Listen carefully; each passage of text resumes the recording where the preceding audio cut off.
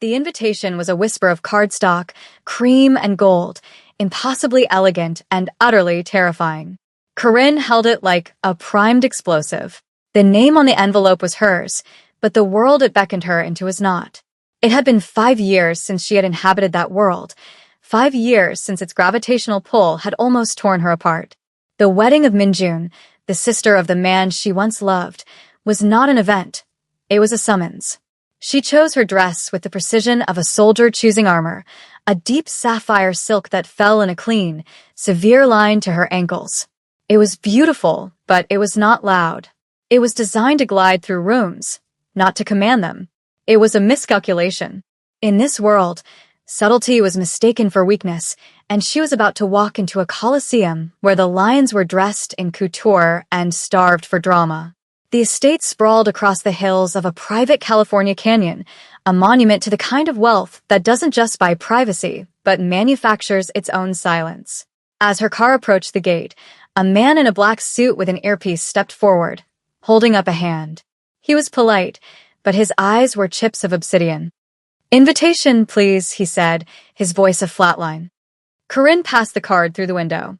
He examined it under a small, intense light, checking the watermark, the embossed seal. It was a security check worthy of a state dinner. She could feel the judgment radiating from him, the silent question, "You?"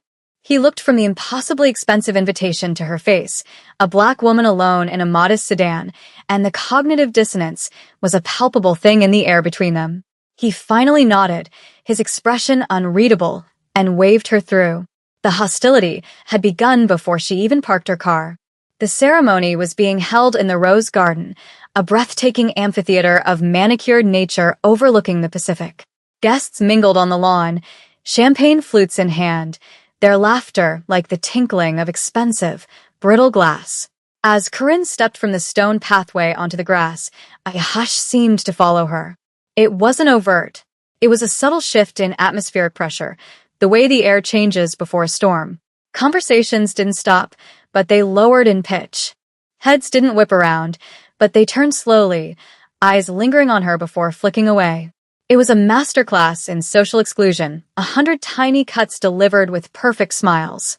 She was an anomaly, a glitch in their gilded matrix, and they were all silently, collectively agreeing to ignore the error until it went away. She found an empty chair near the back, a strategic retreat. But there was no real safety here. The whispers were everywhere, weaving through the scent of roses and salt spray. "Who is that?" "I heard she was a mistake from his past. Minjun has such a kind heart, inviting strays." Each phrase was a poison dart, and though her face remained a mask of serene neutrality, she felt everyone land. She focused on the details, the impossibly white runner down the aisle, the archway dripping with orchids and peonies, the string quartet playing something classical and sad. She focused on anything but the wall of ice that had formed around her. A woman in a Chanel suit the color of a flamingo, her face a taut mask of disdain, walked past. She was trailed by 2 other women, her acolytes. As she passed Corinne's chair, the woman, who someone had referred to as Mrs. Choi, spoke just loudly enough for the sound to carry. Some people have no sense of propriety. They see an open door and assume it's for them. Corinne didn't flinch. She simply adjusted the silk of her dress over her knee, her movements deliberate and calm. Her composure was a foreign language they didn't understand, and it infuriated them. They wanted a scene. They wanted tears or a panicked retreat. She would give them nothing. The staff, however, were different. A young waiter approached her, his hands visibly trembling as he offered her a glass of water. "Ma'am," he said, his voice barely a whisper, and he refused to make eye contact, not out of disdain, but out of what looked like fear. He wasn't afraid of her. He was afraid for her, or perhaps afraid of what he knew that the other guests did not. It was the first clue that the ground beneath her was not as unstable as it seemed. The isolation intensified. It became a performance for the benefit of the crowd. Guests would walk towards her row of seats, see her, and then abruptly change direction, finding a sudden, urgent need to speak to someone on the opposite side of the garden. It was a synchronized shunning, a silent, cruel ballet. Corinne felt a familiar ache settle in her chest, the ghost of a pain she thought she had buried 5 years ago. This was why she had left. Not because of him, not because of Jinwoo, but because of this. The suffocating judgment, the unspoken rules, the constant, draining pressure of being the outsider who had somehow breached the walls. She had loved him, but she couldn't breathe in his world. And now, she was back in the vacuum, and the air was just as thin as she remembered. Mrs. Choi, emboldened by Corinne's stoicism, decided the passive approach wasn't yielding enough entertainment. She circled back, her champagne flute held delicately in her manicured hand. As she drew level with Corinne, she made a theatrical stumble, a clumsy, unbelievable lurch. Champagne, pale gold and bubbling, sloshed over the rim of the glass, arcing through the air. It wasn't aimed at Corinne's dress, a move that would have been too obvious. Instead, it splashed onto the pristine white runner just beside her feet, a deliberate stain marking her territory. "Oh, my heavens!" Mrs. Choi exclaimed, her voice dripping with false distress. "How clumsy of me!" She looked down at the stain, then up at Corinne, her eyes glittering with malice. The implication was clear. "You are a mess, a stain on this perfect day." The surrounding guests murmured in performative sympathy for Mrs. Choi. They watched Corinne, their faces alight with predatory anticipation. This was the moment. The public humiliation was now undeniable. Surely, she would crack. They leaned in, hungry for the breakdown. Corinne looked at the spreading wet patch on the white cloth. She looked at Mrs. Choi's triumphant smirk. Then, she reached into her small clutch and pulled out a simple linen napkin. She leaned down, not with frantic haste, but with a slow, deliberate grace, and gently dabbed at the edges of the spill. She didn't try to scrub it away. She simply contained the damage. She then straightened up, folded the damp napkin neatly, and placed it back in her purse. She met Mrs. Choi's gaze and gave her a small, polite, and utterly devastating smile. "Accidents happen," Corinne said, her voice calm and even. "I'm sure no one will mind." The lack of reaction was a bucket of ice water on their collective blood sport. She refused to play her assigned role. She was not the hysterical victim. She was not the embarrassed outcast. By refusing to acknowledge the attack, she had stripped it of its power, leaving Mrs. Choi looking foolish and cruel. The crowd deflated, a low hiss of disappointment escaping them. Mrs. Choi's face tightened, the mask of civility cracking to reveal the raw ugliness beneath. She had been publicly outmaneuvered, and in this world, that was a mortal wound to one's reputation. Just then, the music from the string quartet swelled, shifting from a gentle prelude to a triumphant processional. The ceremony was beginning. The guests, robbed of their spectacle, reluctantly turned their attention to the aisle. The groom, a man named Dae-hyun whose face was a handsome but unyielding mask of power, took his place at the altar. And then came the bride. Min-jun was a vision in white, her dress a cascade of lace and silk. She was beautiful, but her face was tense. As she walked down the aisle on the arm of a stern-faced older man, her father, her eyes scanned the crowd. For a fleeting second, her gaze locked with Corinne's. There was no warmth in it, but there was no hostility either. It was a look of complex acknowledgement, a flicker of shared history, and, perhaps, a silent apology. Or maybe a warning. Corinne held her breath. Standing beside the groom, waiting, was Jinwoo. 5 years had sharpened the angles of his face, carving away the last vestiges of the young man she had known and leaving behind the formidable man he had become. He wore a perfectly tailored black tuxedo, but it was his stillness that commanded attention. He was the center of gravity in this opulent universe, and everything and everyone orbited him. His eyes were fixed on his sister, a rare softness touching their edges. He seemed completely unaware of Corinne's presence. The part of her that had hoped, the tiny, foolish part that had worn this dress for him, shriveled and died. He hadn't invited her. 민윤 must hate. He didn't even know she was here. The humiliation she had so carefully deflected now came rushing back, a cold, sickening wave. She was nothing but a ghost at the feast. The officiant began to speak, his voice a soothing baritone that washed over the tense assembly. He spoke of love, of union, of two powerful families becoming one. The words were a blur to Corinne. She was planning her escape, calculating the precise moment she could slip away unnoticed during the applause. Dae-hyun, the groom, turned to face Min-jun to say his vows. The entire garden held its breath. This was the pinnacle of the event, the fusion of two dynasties. But as Dae-hyun opened his mouth to speak, a hand was raised. It was Jin-woo.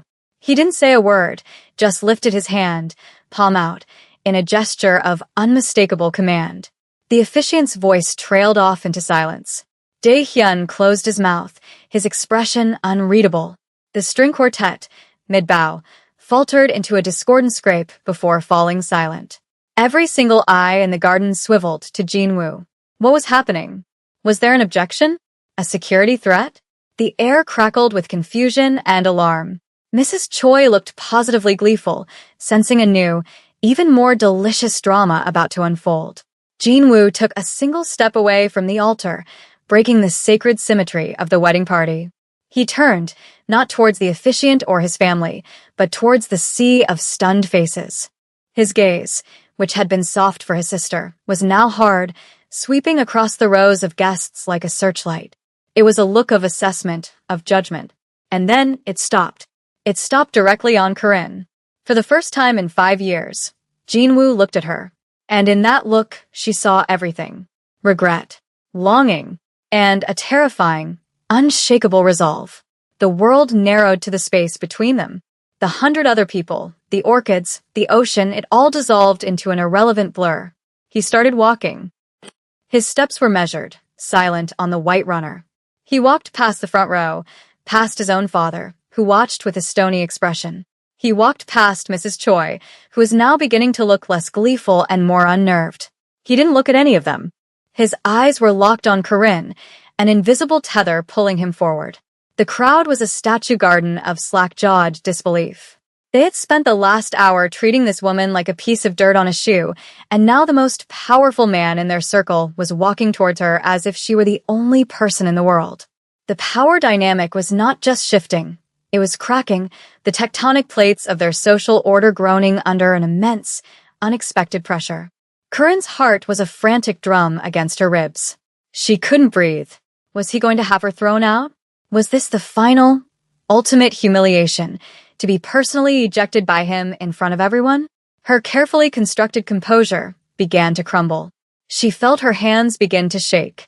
He finally reached her row and stopped, standing in the aisle directly in front of her. The silence was so profound she could hear the blood roaring in her ears.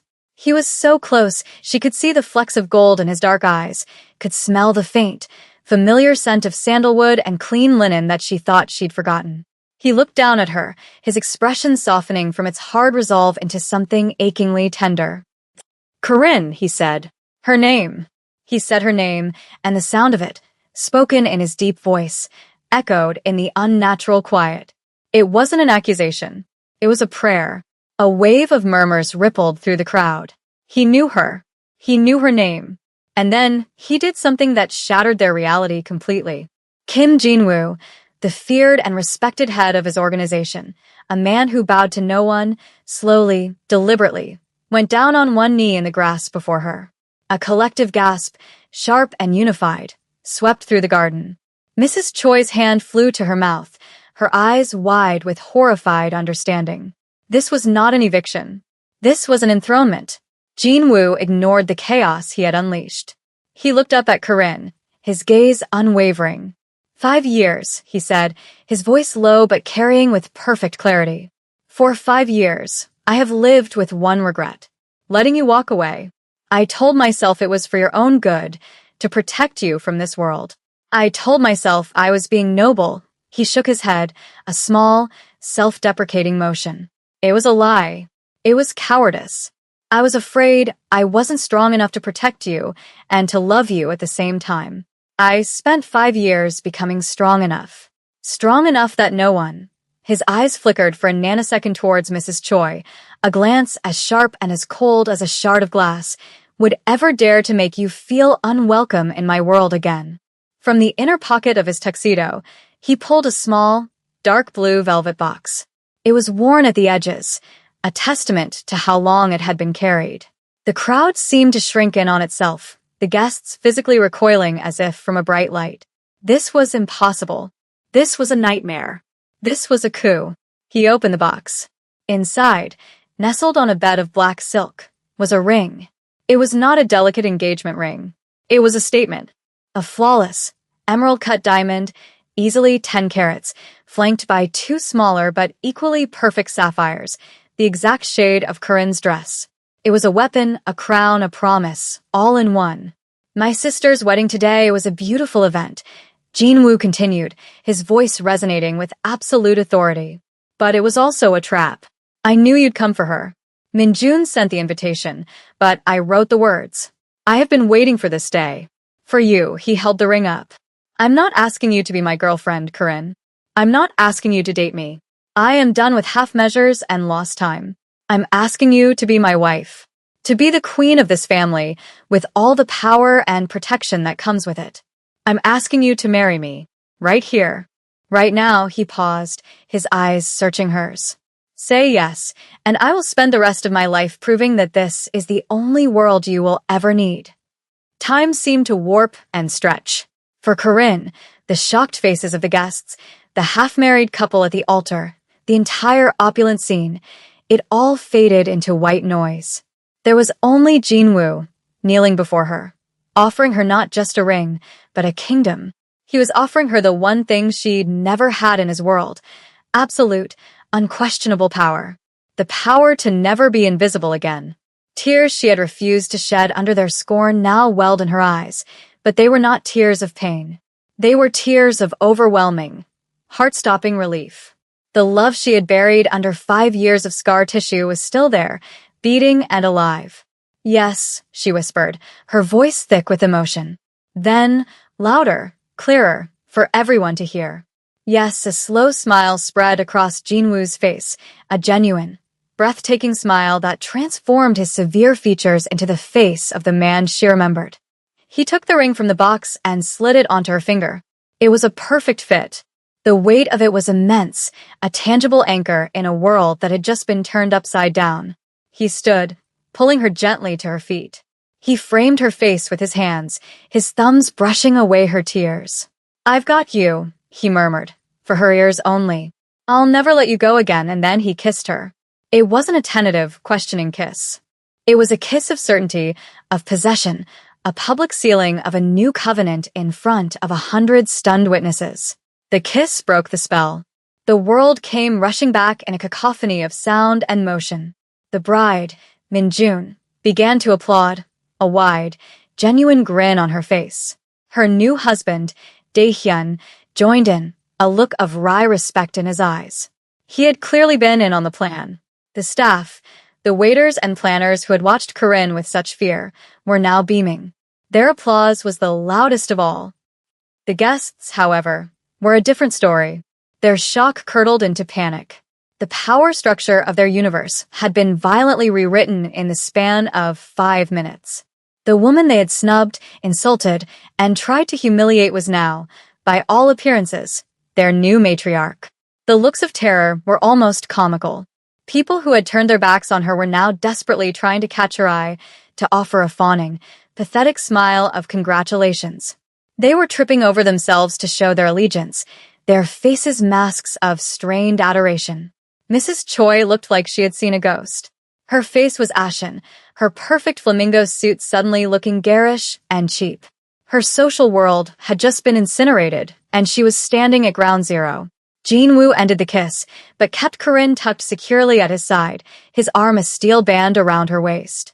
His smile vanished as his gaze swept over the crowd, finally landing on Mrs. Choi. He didn't need to raise his voice. His words were quiet, precise, and absolutely lethal.